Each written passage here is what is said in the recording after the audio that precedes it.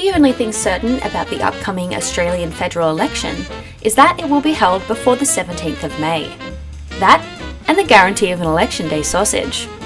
So until Prime Minister Albanese sets a date, it's business as usual.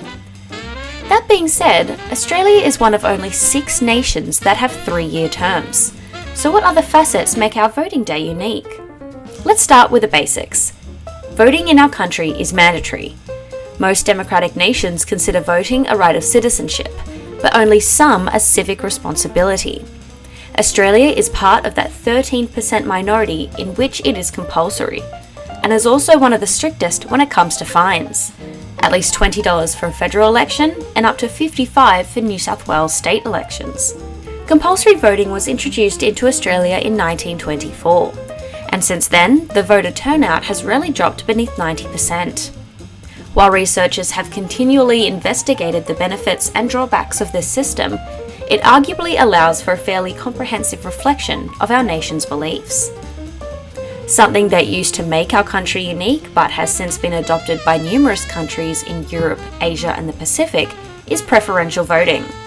That is, a majority system in which a voter assigns numbers to candidates based on preferences, where a candidate must not only get majority of votes, but a majority of their electorates. First introduced in Queensland in 1892, this meant that votes were not wasted on candidates less likely to win, as still seen in the United States. And that isn't the only democratic invention from our nation.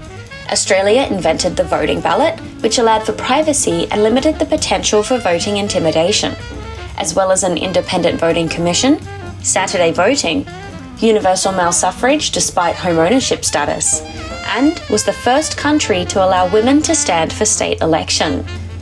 While these inventions are certainly something to be proud of, Australia most definitely has work to do in its treatment of Aboriginal Australian and Torres Strait Islander voters, who were not able to vote until the 60s and who, in regional areas, often have a more limited window to vote.